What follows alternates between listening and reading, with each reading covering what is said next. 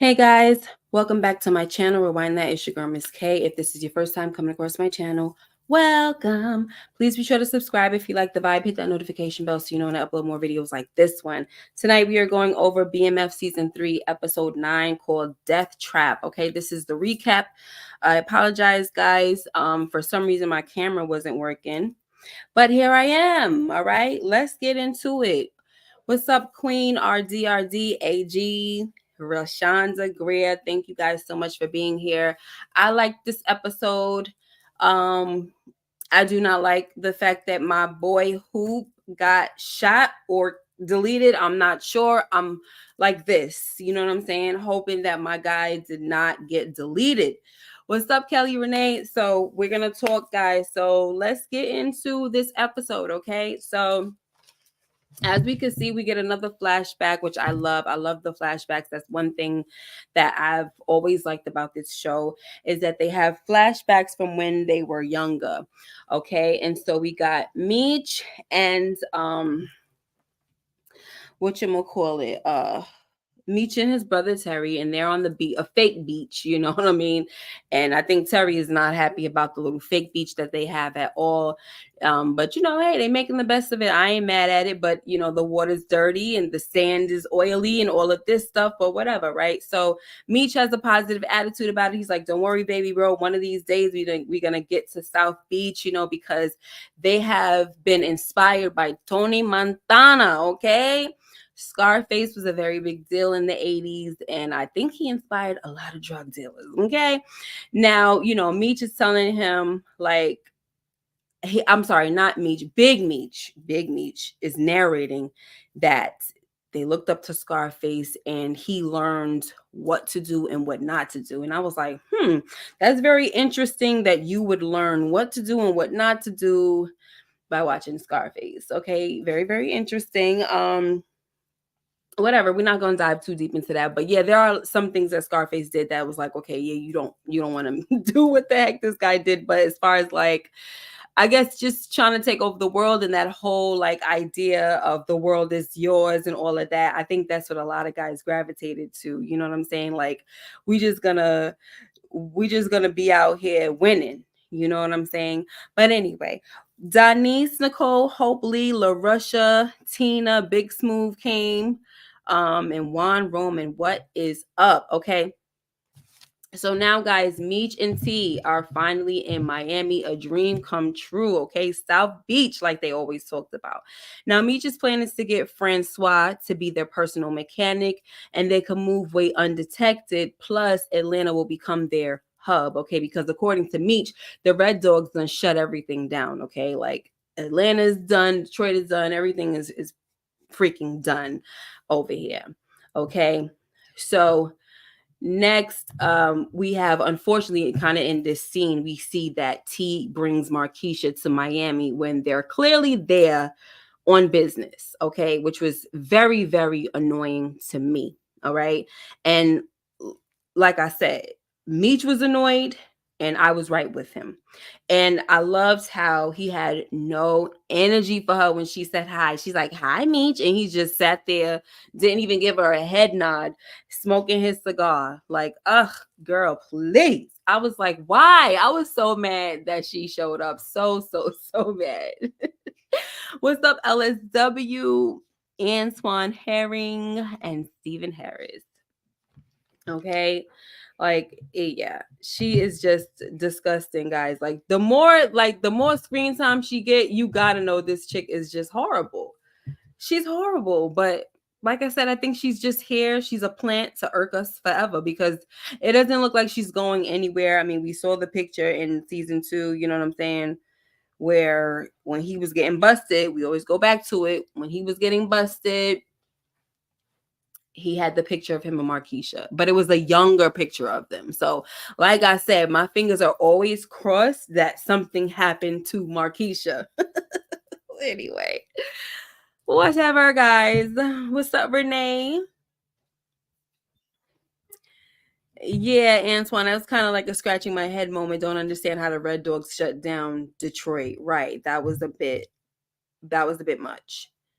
Um, I was annoyed by her there, especially in the first scene. Yeah. Oh, she got way more annoying.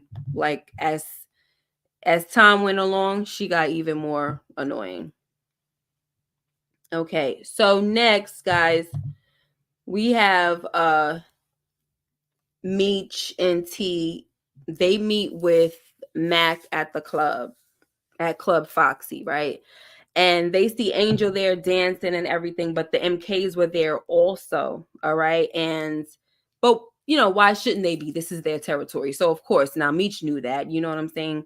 Unfortunately, though, I don't think he told his brother, you know, and so T is pretty pissed off because the MKs are up in there with their guns, you know what I'm saying? Because clearly this is their city and they got, you know, their connections and everything with the security. So they could be up in the club strapped. All right. And so Terry is pissed because he feels like Meech got him walking into a death trap just like he did back in Atlanta. And that is pretty true. It's like, why can't you let your brother know what the heck you're dealing with down in Atlanta and when you're going down to Miami? It's like, come on now. You try to make it seem like everything is always all business, but yet there's always some type of, you know, death around the corner. There's always some type of beef, some type of like gunfight this guy got to get in. They running for their lives. You know, it's like ridiculous. It's kind of irresponsible on Meech's part, in my opinion. Okay. Now, we also, like I said, we saw Angel there dancing. The crazy thing is when Angel sees Meech, all the MKs turn around and they see. I'm like, what? Like they automatically turn around. They stop looking at her and they see him. I'm like, come on now. But I guess if they're looking like, who is she? You know, who's she looking at when she's supposed to be dancing for us? I guess that would make people to turn around. Whatever. That'll cause folks to turn around. Okay, fine. Okay. And then you got T talking about what is she doing here? You know, you should not be asking that question, honey. What's her name? You should not be asking what Angel is doing there when you brought that chick Markeisha. Don't talk. Okay. Now, we also have Detective Jin who goes to visit Bryant and he tells her that he deleted Tyson. Okay, just straight up like that. And she's like, what the F? You can't just go around doing everything that you want to do or anything that you want to do. And he was like, well, you said that you wanted transparency, right? Well, here the heck it is. Transparent that. All right. And she's like, okay, you know. So that's when they come up with the plan to bug Henri, right? But that's after when she asked where the body was. And he was like, it's in a strategic spot. Now, we didn't find out where this strategic spot was yet, but we will find out a little later and we're going to talk about that. Okay. What's up, Renee Higgs and Tanette Grayson? I'm sorry you didn't get the notification. She put Meech on blast for staring at him like that. Yeah, she shouldn't have done that. Like, you knew Meech was coming to Miami, girl. Don't act like you were so shocked and surprised. You know, but she loved her little Meechy. Okay. So next, guys, you know, Markeisha, she doesn't want to listen to T, but what, like, are we surprised? You know what I'm saying? She don't want to listen to T when he tells her to lay low because of their run-in with the MKs. All right. She tells T that she's been through all of this before with Boom. And you know, T has to let her know that, you know, this crew makes Boom's crew look like some daggone toy soldiers. All right. He didn't use that term exactly, but I'm using it. All right. Like, you over the thing with her is that it seems like she just wants to like always be teaching him in a way. You know, it's almost like there's a reminder that like I'm older than you, T, and I'm more experienced than you. And so you need to more so listen to me. But then we hear later on that she has an issue with him listening to Meech. I mean, we already know that, right? She has an issue with him listening to Meech, but in this episode, everything that he was trying to tell her, and when he was bossing up on her, which I really don't want to get into it yet, she just looking at him like the audacity. And it's like, the audacity? Like, girl, you're not paying for nothing here. So why don't you just shut your freaking mouth? You're not paying for nothing. You living on this man's dime. The least you could do is shut your mouth and fall back when he tells you to. You're literally doing nothing else. You know what I'm saying? Always trying to cause strife between him and his brother, and then go and tell him when this man is telling you that it's dangerous and we had a little run-in, you want to tell him, oh, I've been through this before with Boom. No, you haven't. This is a different situation. No, the heck you have not. Boom is toy soldiers compared to these freaking ninjas glocking them. It's crazy. All right. But anyway, we're going to talk more about this chick later because she really got on my nerves. I didn't want to like come out the gate swinging like that, but oh my gosh, I hated this girl so much. Like, there are really episodes where I just wish I can just say, you know what, forget Markeisha. We're not even really going to spend a lot of time on her, but they spent a lot of time on her in this episode, and they played themselves by bringing her to Miami. And hopefully they didn't really play themselves. Hopefully this means that, you know, soon she's going to go bye-bye, you know, and Terry's going to open his eyes. I don't know, but we're going to talk a little more later. Let me just move the freak on, okay? Oh, my gosh.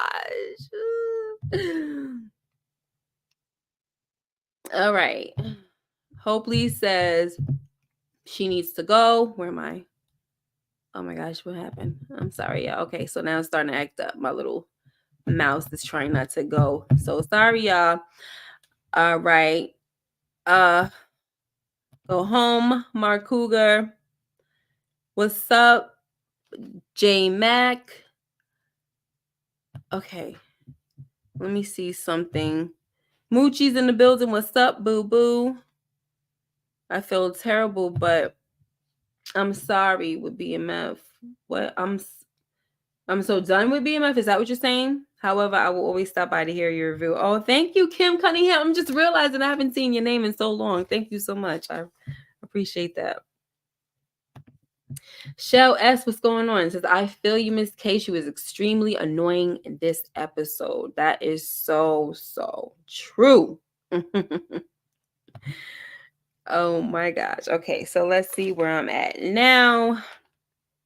So we also hear that, you know, Javier, he calls Meech to tell him that they need him to transport some weight rapido. Okay, so this is kind of like a spirit of moment type of thing, right? Another thing added on to Meech's business trip. Okay, and you know, of course, look, Meech is kind of blindsided by this because the pilot that Loco trusts is unavailable. So it's almost like Meech is on call, right? But he takes it like a G, and he's looking at it like, oh, this is an opportunity, this and that and the third. And he does, you know, after T was complaining, Meech broke it down, and he was like, well, you know, this is going to put us in well with this, that, and the third, blah, blah, blah. Okay, y'all know I don't have time to be trying to go through every little quote and things like that because I try my best to do it, and I just couldn't right now. Okay, so now T is like, all right, then what we waiting for? Let's get this going or whatever. All right, so next we see that Charles, he gets an offer, okay? These guys are listening to him. He kind of showed up a little early or whatever to this meeting or this audition, whatever it was. And wait a minute. No. Hold on. Let me back up. Okay, so Glock, right? We're at T'Chaka's funeral, and Glock swears to take vengeance for his death. Okay. He also learns that Meech is spotted in Miami. Also, we see Angel is at the funeral, and Glock decides that they're gonna tell her, right, in order to probably try to get to Meech somehow, which is a little bit of a scratch in my head moment because it's like, why do you think that following her is gonna lead to Meech? You know what I'm saying? Like, what gave you that inclination? That's just that's me just thinking. All right, so now we have Charles, who gets an offer, right? He's offered a position to go on tour with the band, and it's a paid gig, right? And it's the opportunity of a lifetime, which could lead to a residency in Memphis if it all goes well. Okay, so he goes to tell Lucille, and of course he's excited about it, and she's proud of him. But when he asks her to go with him, it's another story. Okay. And she has all these excuses and saying stuff like, oh, we can't leave Nicole home alone. He's like, Nicole is big enough to handle this and that, which is not really true because we see Nicole's over here sneaking folks in her room. So it's not really good. Nicole will mess around and get pregnant, but good thing she is on birth control because, yeah, to me, it seemed like Nicole is ready to get it in. All right. Now, they're going back and forth and she's trying to tell him, like, I just didn't like how she's digging. Like, I don't understand. Like, in this episode, I feel like she finally told him the truth of her feelings for Maurice and everything. But I'm gonna back up for a minute because before she did this, she tries to come up with all these excuses. And she's like, well, you just want me all to yourself at the detriment of the family. And he's like, the detriment of the family? Like, what are you talking about? And I'm saying the same thing. Like, how is that at the detriment of your family for y'all to go on tour or for you to go on tour with him? It's just weird to me. You know what I mean? And he even said it. He said she could stay with LaWanda. And I'm like, yeah, she could if that was the case. You know what I'm saying? But the point is she just didn't really want to go. And he said, you over here trying to make it seem like it's a family, because she was like, don't try to make it seem like this is about us. And he's like, well, you don't try to make it seem like this is not about you and Dr. Maurice. But he called him Dr. Spread and Strip. I was like, come on now. If he's calling him Dr. Spread and Strip, I'm just waiting. When are we gonna find out that this man is no good? Come on, stop playing with us. You're going to take us all the way, to the next season or something? Like, what the heck is going on? Why haven't we learned more about Dr. Maurice? I'm so annoyed. I'm so annoyed. So that's what I was saying. Like, we need to know more about this ninja. And so does she. Told my son, I think I'm in love. We gonna, should I talk about that? Because I was going to wait. I'm not going to talk about it. I'm not going to talk about it yet. Oh my gosh, she's so annoying.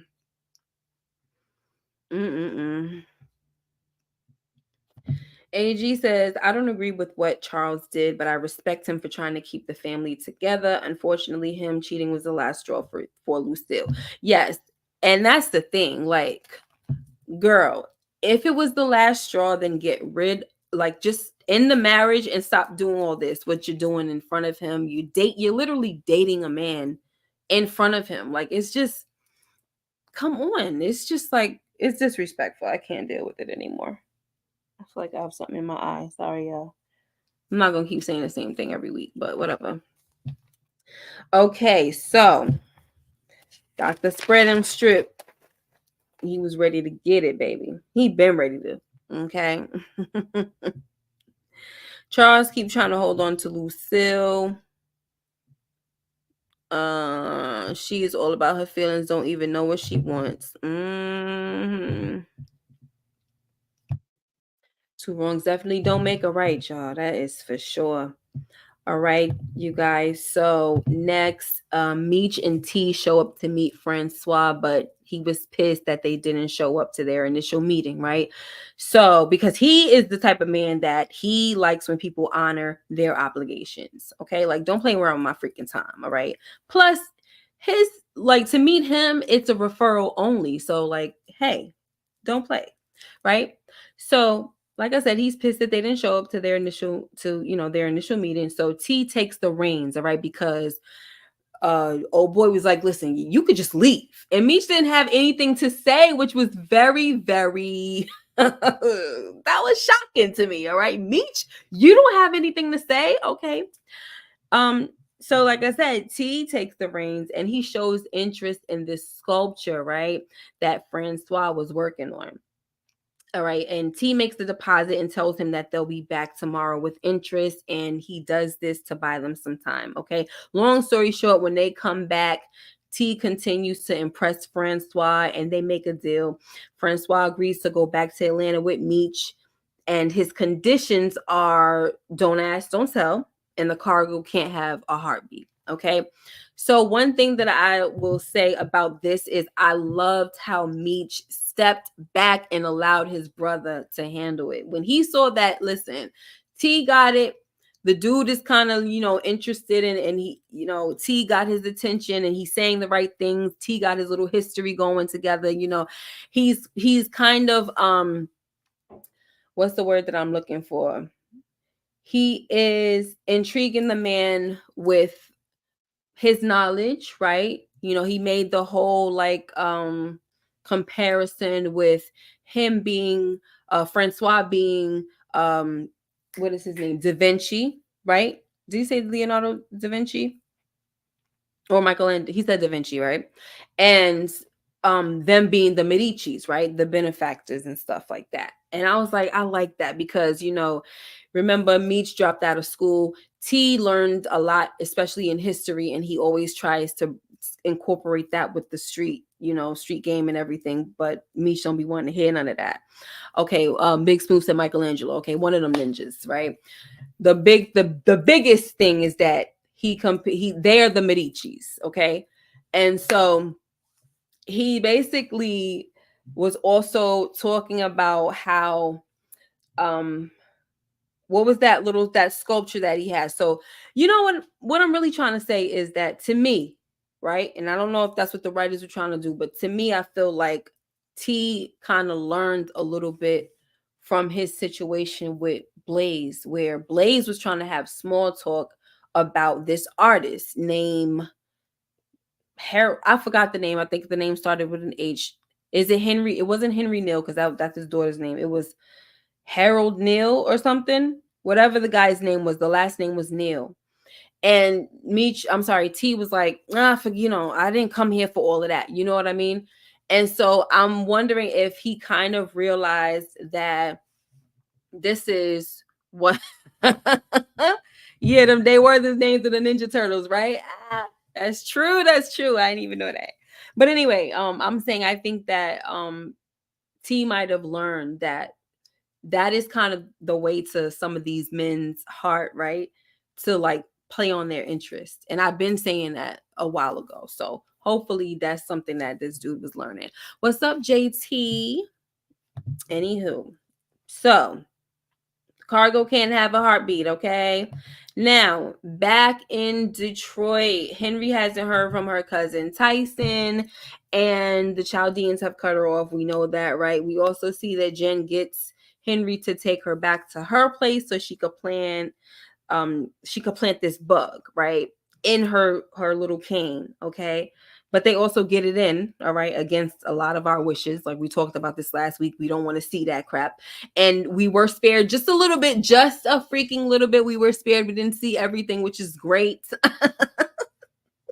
But later on, guys, Tyson's body is found in a dumpster near T's restaurant. And this is where we find out the strategic spot that Bryant was talking about. Okay, so Bryant's plan is to have Henri flip her wig and go at T and his crew so they can basically shoot it out and take each other out, because once again, you know how it is. He blames Henri and he blames BMF for the demise, in particularly his old mentees with their names, Meech and Terry. Whatever. So let me see. I'm looking a little bit what y'all talking about. So now they're looking at his body. We got Blaze looking at the body, and the body's covered up. Henri comes in the door and she's like, what happened? Let me see. I want to see him. The father says, no, you don't. She flips over the sheet anyway, because every little thing at this point, Blaze should be smart enough to know that whatever he tells his daughter to do, she's going to do the exact opposite. So he needs to start, doing some type of reverse psychology, right? Tell her the opposite of what you want her to do so that she can do what you really want her to do. Because I'm just so tired of how she just disobeys and disrespects her father at every turn.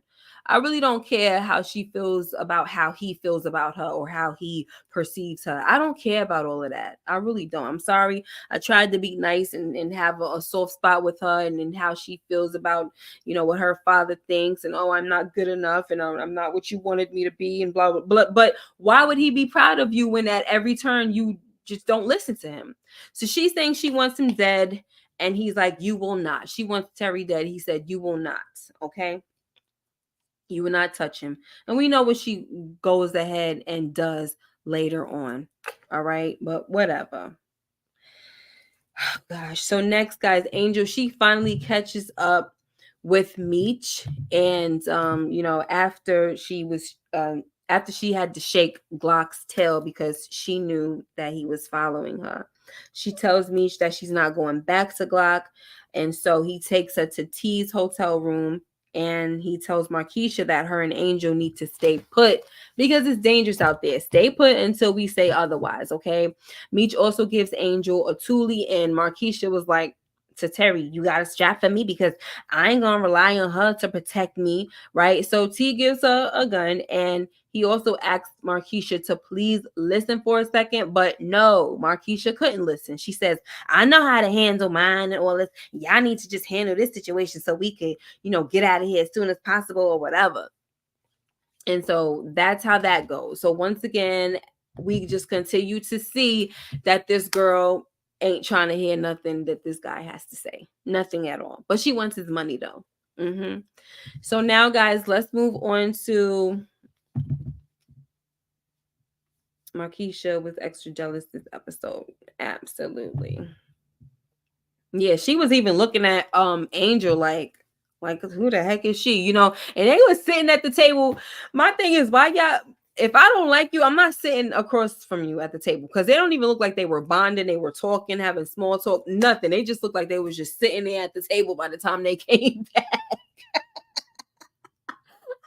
Like, I'm not sitting at the table with this chick,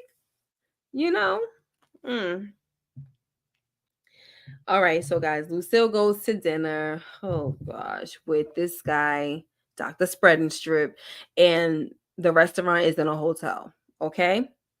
Now, Lucille's hot behind goes upstairs to the room with him, ready to get it in, but she stops it and she says that she's still married. Okay. And look, every time she was bringing up her marriage to Dr. Maurice, he was like, oh my gosh, like he just doesn't want to hear it. He's kind of rolling his eyes and everything. And like I said, how could you want to be with a man who does not respect your marriage? How he's not going to respect any marriage whatsoever. And if she winds up marrying him, he's not going to respect their marriage because he didn't respect the marriage that you were in. So she's just being a freaking idiot, honestly. So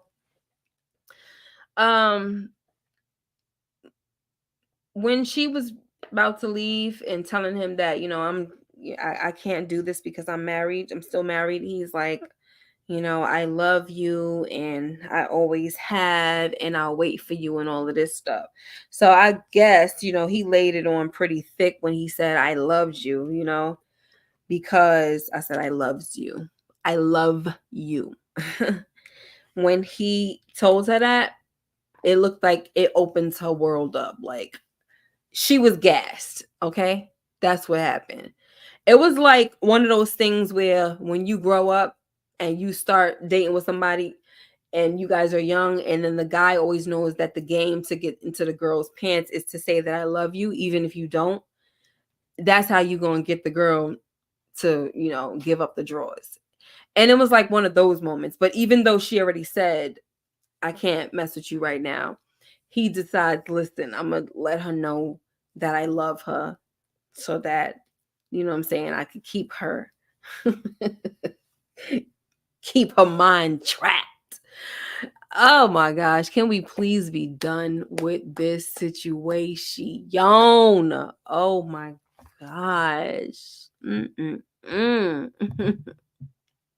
Lucille is so dumb. She has no business going out on a date with this doctor. Exactly. Charles gonna make it big. Dr. Mo hiding something. I hope he is, because like, when are we gonna find out though? Because I feel like he hiding something, but it's really taking forever for us to find out. Let's see. Big Smooth says she don't respect her marriage, and that's been apparent. Who didn't respect the marriage first though? Okay, like, let's always be fair. That's how we doing this. We gonna always be fair and remember that Charles was the one who did not respect the marriage first. Okay, and now Lucille is getting on our nerves, and that's how that's going. Okay, now, Lucille, when Charles goes back home, he tells her that, I'm not going to talk about that yet. We're going to wait. So she leaves, okay? This is another reason why I can't wait to be I just can't wait to be done with this freaking stupid Charles and Lucille stuff, because I'm tired of going back and forth with y'all niggas, like, for real, for real. It's so annoying. Oh my gosh, yo. Ugh. Now, like I said, back at home, Nicole was trying to get it in herself, okay? The mother was trying to get it in. She stopped it, but Nicole looked like she was about to let it go forth, okay? She was about to let it go forth until her daddy came home to stop her little fast tail, okay? Even though he didn't know Breeze was there. He didn't know Breeze was there. Breeze was hiding, okay? Charles didn't know what his little girl was up to. But let me tell you something. The crazy thing about this scene is that when Charles asked where the mother was, she said, out with Dr. Maurice. And I'm just like, really? This is what we're doing?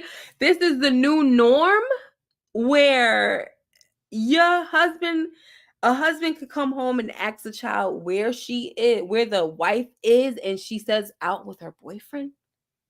This is very toxic, y'all. It's totally dysfunctional. And no wonder this little girl is ready to, like, lose her innocence, because she's living in a hot, messy pot. Okay? Oh my gosh. It's disgusting what's happening in this girl's home. So, Breeze, you pissed me off, young man, because I was really riding for you, but you're a little boy with hormones, so I really can't expect you to do anything else. I can't expect you to do nothing else. You know what I mean? Plus, he gonna do what she allows. He was asking her, he said, is it okay if I put my hand here? And she was like, oh, Breeze, shut up. You know what I'm saying? Like, do it. She kind of took a page out of her mama's book, where she was telling Dr. Maurice, if you put your hand back there, you're gonna find out, right? She was ready to find it all out. And that's just that. So I like that, Dr. I'm sorry, not Doctor. Yes, show. Hot stinking pot of a mess. Okay? Oh my gosh. So he takes Nicole out to eat, and they're talking. They're having their little father-daughter bonding time, and I really loved that. I thought it was a very nice scene. I thought it was something that she needed, and maybe if he was spending more time with her, she probably wouldn't be getting wrapped up in this young boy and everything. But I like that he was trying to tell her, because she lets him know that Breeze is her boyfriend, and he's like, okay, well, tell me about him. He didn't act like, how some fathers be like, what you doing with a boyfriend, this and that, da, da, da. That's the worst thing that a dad can do, okay? Because then she's shutting down, she ain't telling you nothing and after that, okay? So she's letting him know, he's like this, he's like that. And I guess there were some qualities in Breeze that she said that she, that are in her dad, and that's the reason why he likes her and everything, because he takes care of his mom. He's got all these little jobs to take care of the mother, this and that. And he was trying to tell her, like, listen, just slow down a little bit, and do not, don't do too much, because you got a lot of time to get to know yourself. You know what I mean? And she was like, because he was telling her that, you're I was your age when I met your mom, you know? And she's like, you telling me you regret meeting mama and all of this? And he said, no, it's just that sometimes things start out really sweet and sometimes they can end up sour, you know? And she was like, listen, I know everything that I need to know, you know? And it's like, this is the part where it pisses me off with young folks because they always think they know so much.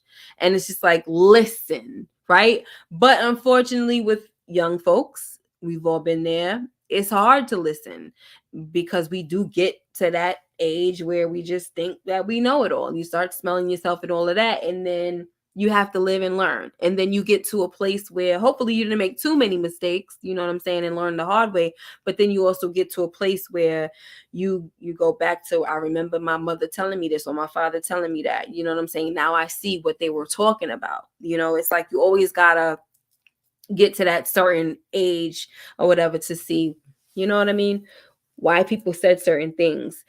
Now, like I said, hopefully she doesn't have to learn the hard way, but she's not trying to hear it because she thinks that with all the things that she's seen, she knows exactly what she wants, what she doesn't want, blah, blah, blah. But at the same time, you're still only, what, 13, 14 or something like that? Girl, you still, even though you've seen all of the stuff you've seen, you still don't know what the heck you want, you know? And she says, I know that I don't want I don't want a man who's going to treat me like you treated mama, you know? And then, you know, of course, it kind of killed the vibe a little bit just for a second, right? And Charles had the little, you know, he kind of like shrunk down a little bit. And she was like, I'm sorry, I didn't mean it like that. And he said, yes, you did, but it's okay. So then he went over there and he got to the little jukebox and played the song and they started dancing. I think they was doing the hustle or something like that. But I was like, this is so cute, you know. And then she was telling him, you know, just go ahead and take the gig, go on tour. You know, I think in that she was saying, what did she say? She said, I like you when you play music. You know, you're really good at it and stuff like that. Okay. So that was great. And I just loved that scene. And I kind of wish that what's the name would have found them there, right? What's her name? Lucille found them having a daughter father moment or whatever, but that would have been a scratching my head, right? If she would have showed up. Like, what you doing here? How you know he was here? They could have just said, oh, we left you a note just in case, you know, you wanted to join us. All right. So Detective Jin tells Bryant that she wants to go to Councilman Amberson for help to take down the dirty cops in the police department because she's finding out that, you know, Blaze is pretty much well connected, right? And they can't trust anybody at the police department. Now Jen also tells Bryant that she wants her badge back, but she plans on lateraling out, whatever the heck that means. So I guess she ain't really trying to like move up because he was saying that if you go to Councilman Amberson, he gonna have you in charge of the whole daggone Drano. You know what I'm saying? And she's like, nah, I don't really want all that. Like she's basically letting it be known that she ain't too ambitious about it. You know, seems like she just kind of want to do what she got to do and then get up out of there. All right. So she's got other plans. All right. So hopefully we're about to get out of here soon, y'all. So now also Remy, he hears that Meech and T are in Miami. So his plan is to not let Meech back in. Okay. Like he don't want no outsiders. And so we're going to keep it that way. Now we also have, and he's another one that I'm tired of. Okay. Get the heck out of here, Remy. You're very annoying. All right. So now T gets back to the room and Markeisha is mad that he left her in the room with Angel for 2 freaking days. Okay. He lets her know that he's been busy working and busting his behind so she could live this lavish lifestyle and all of that. And like I was saying earlier, she's looking at him like, who the heck you think you're talking to? You know what I'm saying? As if she's the boss chick and she's the one sponsoring him. But it's the other way around. And she can't even show this dude any respect. Okay. So he tells her, listen, girl, I done booked you a flight. You can take your freaking behind home. So even after he tells her, she's like, wait a minute, we have a whole week left in our vacation and blah, blah, blah. And he's like, no, you're going to go home. Okay. And even after he tells her that him and Meech got to drive the way back to Atlanta, remember, he said, me and Meech. And she still was like, bosses don't drive their own weight, T. Grunts do. Okay. And look at you still listening to everything Meech tells you to do. I was like, oh my gosh. I was so happy that he ignored what she said. You know what I mean? I almost thought he was going to try to prove something to her and be like, that's how much you know, because I'm the one that landed the deal with Francois, blah, blah, blah. But like, I was glad, like, you don't have nothing to prove to her, Terry. Like, just, curse her out and keep it moving. Okay. And then he brought up Vince and everything, because she's like, why the heck did I even come on this trip? And I'm like, yeah, why? Why the heck you come on this trip? Why did you come on this trip? You should have stayed the heck home. Okay. And he brought up Vince. He's like, why? So you could be back at home screwing Vince. And my thing was, all right, T, so you're not as blind and dumb as we think you are, right?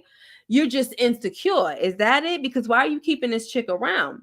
If you can't trust her, why are you with her? So you think that, oh, I'm going to bring her down to Miami with me so that I know that she's not screwing this dude, Vince. It's not worth it. It's not worth it. Like, you wouldn't have these issues with Lawanda. So why are you putting yourself through this? It just makes no sense to me. It's very stupid. Okay. So anyway, that was that. And she's like, so you thought I was gonna F Vince and all that? Screw you and blah blah blah. Okay, and then she's like, oh, I almost died for this relationship, and then I still held it down from the hospital and all of this. But if you really think about it, what you mean you held it down from the hospital? What happened to you really had not that much to do with Terry as far as like getting him in trouble, right? Because that was Boom's people who were coming at Terry because you were messing with his wife. Okay. So if anything, you were really protecting Boom. That's how I'm looking at it. You was protecting Boom. Talking about I held it down from the hospital bed. Girl, shut the heck up. What's up, Damio? I think Mike Conley was in here too. What's up, Mike Conley? TP says, did you like that episode? I did. I was annoyed with people like Markeisha, but I did like the episode. So, she's like, screw you.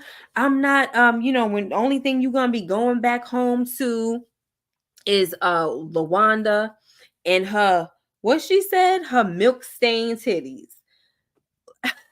Let me tell you something. The fact that she said that is so corny. And it once again shows that she was the one that called CPS, because remember her response when he was like, did you call CPS or whatever? Why would I do that, Terry? I'm a mother, right? Okay, so since you're a mother, right, why would you talk about Lawanda's milk stained breasts if you had milk stained breasts before as well? Like, you know what I'm saying? Like, why would you say that as if that's a bad thing, as if you're trying to play her and diss her? It was just a corny remark to me, and whatever. And I was annoyed that he didn't even respond to that, but I guess he was just done. Like, I'm just done talking to you. But I'll say this, their relationship ain't over, because she needs tea. She's going to wind up calling him once again and, saying all the stuff that she says to get him back over there to her. And that's that. So it's just this freaking merry-go-round that we're going to be on with them. It ain't nothing. Nobody's going anywhere. So whatever. What's up, your queen? How are you? All right. Now, as they get ready to leave the hotel, we got Glock and the MKs showing up to the hotel lobby, okay? Like ready to surround them, look around, look for them. You know, you got Glock speaking Creole and stuff like that. Look for them, go this, go that. So I was hoping so bad that they would go upstairs or something and find Markeisha and just blast her to shreds. Oh my gosh, that's so mean to say, but I don't care. This is fake. This is TV. I can say it.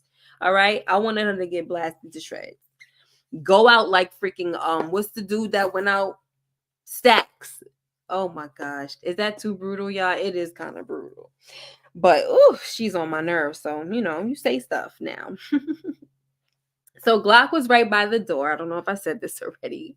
And they're trying to, you know, move around by, you know, against the walls and everything. And Meech is like, okay, Glock is right by the door. So if we could run, maybe he won't see us and everything. So when it looked like they were about to make it before he could see them, this chick drops her damn bag. And I'm like, oh my gosh. And she's like, my purse. And so that's when Meech goes over and sucker punches this dude, Glock, and then he starts stomping, and I'm like, Meech, what are you doing? Get the heck out of there and run. What is going on here? So, you know, they start spraying. All right. And Meech, you know, they missed Meech, but they hit Glock. And I was like, okay, this is great. I'm glad they hit Glock. So Glock, I guess he's deleted by his own men. I'm hoping that he's deleted by them. And we won't find out that he's alive somewhere. But this doesn't mean that the MKs did not continue to follow Meech, because they were still on their tail. All right. And they followed them to Francois's garage. Y'all saw how it went. Meech is the one who, when they pulled out of the garage, he went left, and you know the MKs noticed that he's the one with the white Mercedes, so they followed him. And then as they followed Meech, everybody else went the other direction, okay, to safety. You know, he let them know that I'm gonna meet you at whatever location he said that he was gonna meet them. And they were like, you know, when they got to the location on the beach, they were kind of worried, especially T. And he's like, you know, he's not picking up or whatever. So they haven't heard from him. But then, of course, you know, he popped up. Okay. Now, while they were waiting for Meech is, Terry is talking to Francois, and he sees these numbers on his forearm. So I was wondering if that meant that his father was a part of the Holocaust, because he said that he noticed that those numbers were on his father, I think, when his father died. So he decided that he was going to also put it on his arm. So there you go with that.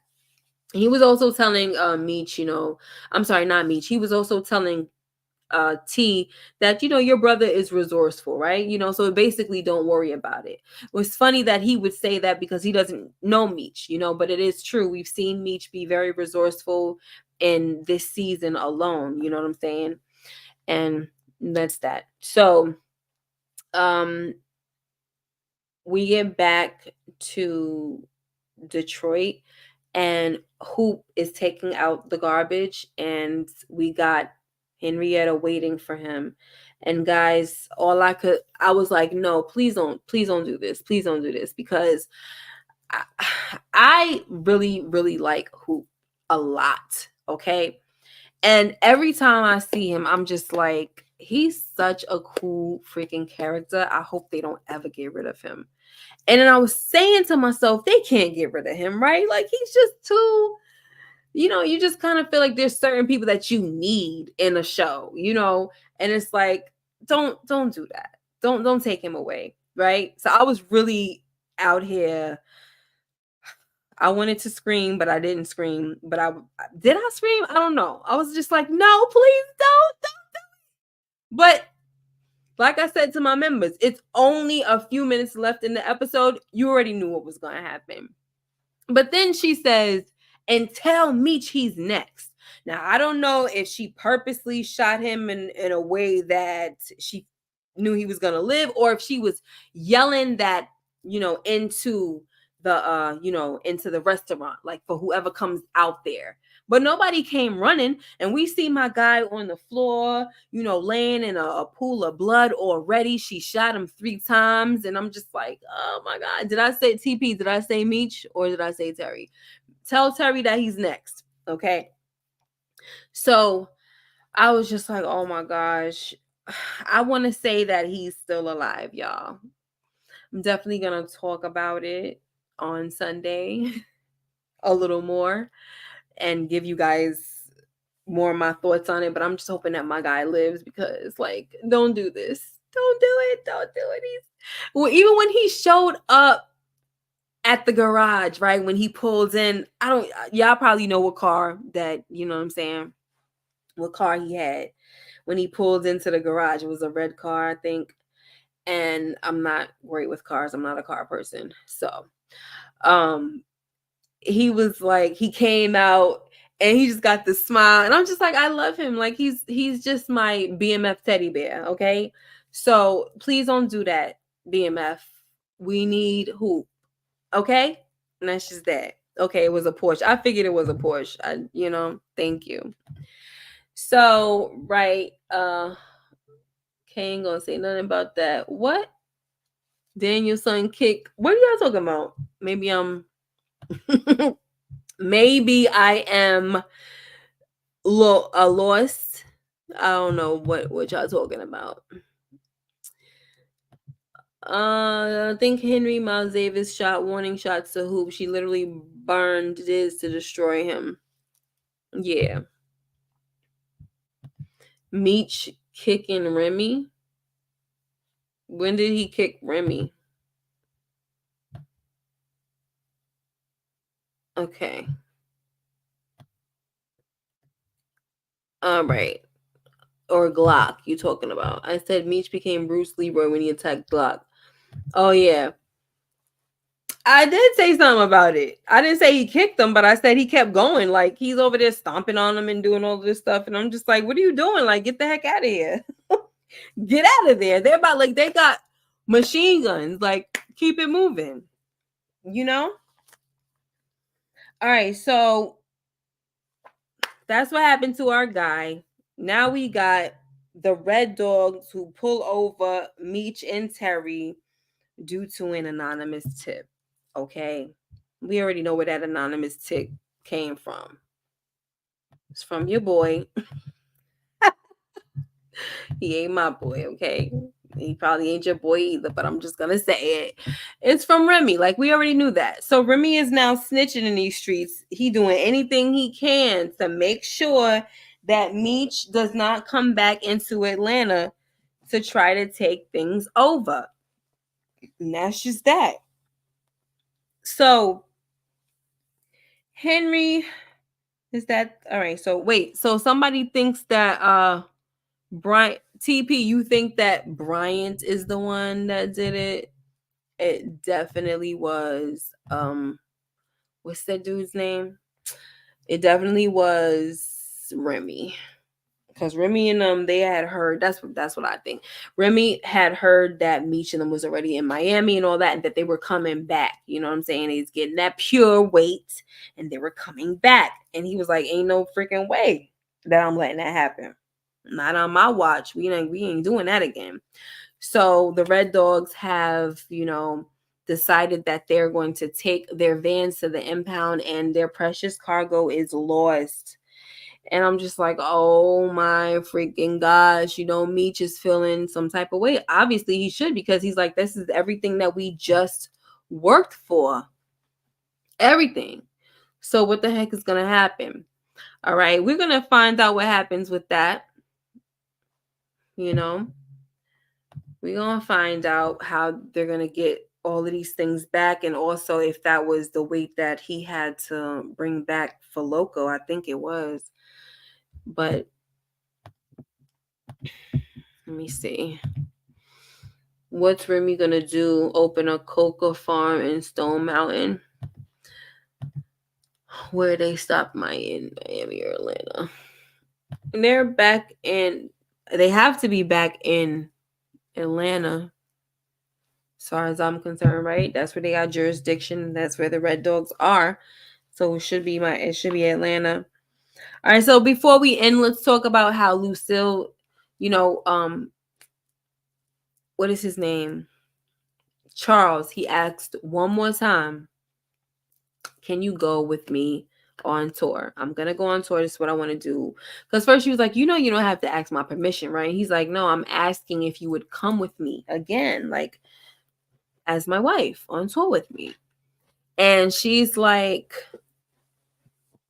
you know, well, the truth is that I think I'm in love with Maurice, you know. So she's finally, you know, not beating around the bush anymore. And she's letting it be known that she might be in love with Maurice. And my thing is, girl, is it just because he said that he loved you, or you in love with him because he done showed you a few finer things? That ain't gonna help you, boo. I'm tired of her acting like she a little girl, like that she's just acting too stupid and immature for me.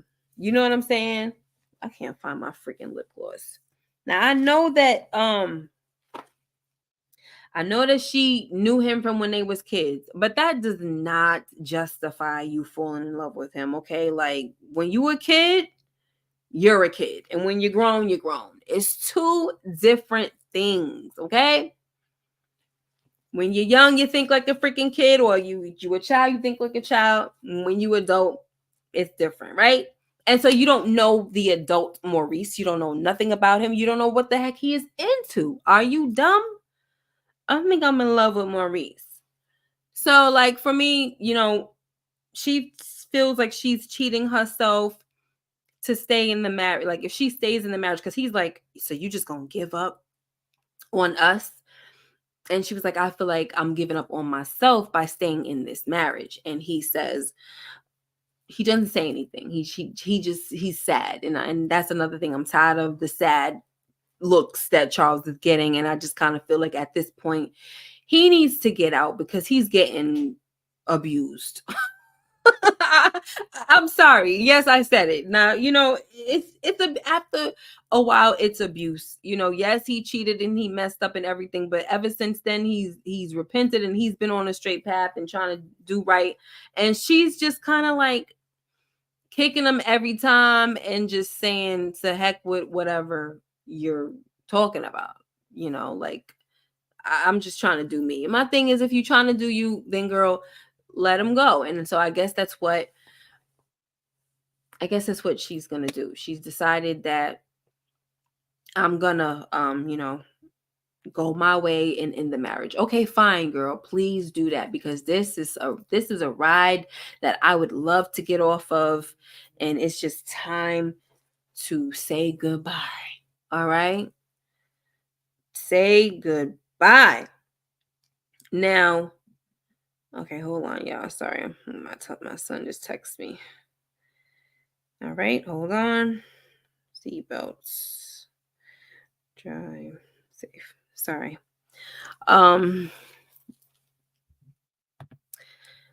Charles is heartbroken by Lucille. He needs to move on from her. Stop holding her back. I mean, I don't think he was holding her back.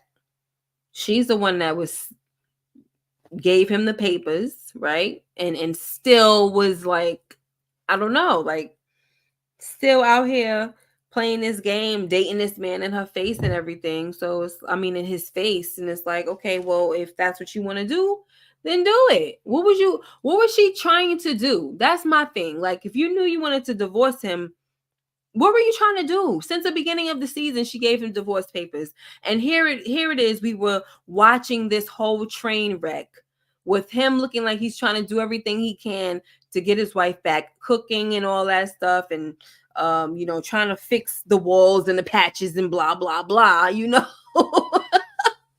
And I guess in a way, maybe she was conflicted or something, and it didn't make her push the divorce. I don't know. Okay. All I do know is that Lucille, she is in a very a very tough position, because maybe she felt like she didn't want to choose between this guy Maurice and her husband. But remember, she already wanted a divorce from him. So it's just like, she confuses the heck out of me. So I can't really, I be trying to rationalize for her, but I can't all the way. You know what I mean? Because the only thing is, look, I'm gonna tell y'all this. Like, I think a few months ago, to the point where it was like last year, a few months ago. I had a dream, and this dream is a reoccurring dream, right? That I fell for a different guy other than my husband, and I had to choose between the two of them. Now, don't be, I'm telling you, it was a dream. I don't have none of this stuff going on in real life, okay? But it felt so real, and it was like very uncomfortable to be in that position because the new guy I really, really liked, but once again, I'm with my husband who I love, who I don't know. I don't remember how I felt, but like I said, I felt conflicted, right? Because it's like you got this new thing going on with it's nice and blah blah blah, but then you still have your husband. So yeah, she's just totally confused. I don't ever want to be in that kind of situation, and I know that I would not be because it's gonna be done before I even try to do anything or move on from whatever. You know what I'm saying? And that's where she made the biggest mistake. She didn't end her marriage before she was, you know what I'm saying? Before she was sorry. You felt like Lucille. You almost caught me off guard, Renee. I guess I did feel like Lucille a little bit. You know what I'm saying? But the fact that it was a recurring dream, that's crazy. All right. And I think that I had that dream before, like stuff started to hit the fan and everything, y'all. So that was crazy. I don't know if that was like a prophetic situation. It could have been prophetic because, like I said, I would not be dating somebody while I'm still married. And that's where Lucille went wrong. She started to date a man while she was still married. Okay. And that's that. JT says she's going to end up by herself. Mm-hmm.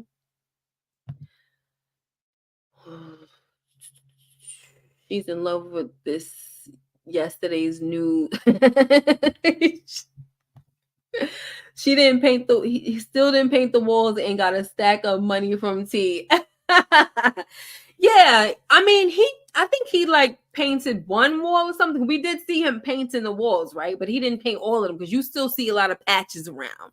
So it's just a lot. Like, I'm so happy that next week is the final episode, and I'm just totally done with this whole thing, y'all.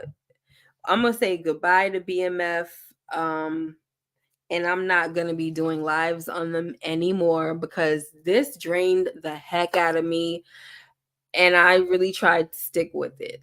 Like, and I don't dislike the show, but I got tired of, especially with the Lucille and the Charles thing. Like, it really makes the men and the women too divided. And I rather have fun talking about the shows instead of like getting too deep into all of this stuff. You know what I'm saying? 'Cause I can't deal with it.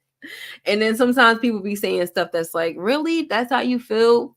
Really? I can't. So that's just where I'm at with it, y'all. So here's my final thing that I have to say on Hoop. I'm hoping that he's alive. And my theory is that, maybe he's going to be kind of like Steel from Juice. You know what I'm saying? When Steel got shot by Bishop, my guy, he's chubby. He has some meat on his bones and everything, thankfully. And so hopefully that slowed the bullet and all that. And he didn't die from it. And so that's what I'm hoping happened with my teddy bear Hoop. You know what I'm saying? I'm calling it the Steel theory. So I hope that that's what's happening, and then my guy is alive and well, and when they go to the hospital to see him, he gonna say it was Henrietta so that they know what's coming. You know what I'm saying? Give the warning and all of that good stuff. All right, there we go. JT said it's so bad they got you having dreams. No, it's not. Like, I had this dream way before, you know what I'm saying? Like I said, so, but I'm just saying it kind of made me understand where she was coming from a little bit with Lucille, but yes, Hoop equals Still. Okay. BMF and a season finale is coming back May 10th. Oh, so it's not next week. Okay, whatever. Got a week off. Fine by me. I could do some things that are productive with my life. still got school, all of that good stuff. Okay. Thank you guys so much for being here. We're going to talk a little more about it on Sunday with the crew. All right. I want to thank AG, Kelly Renee, Stephen Harris, JT, Damio, Renee Hicks. Who else was here? Mike Conley was here. Did I say Stephen Harris, Big Smooth, Yolanda, your queen Yolanda, sorry, Hope Lee.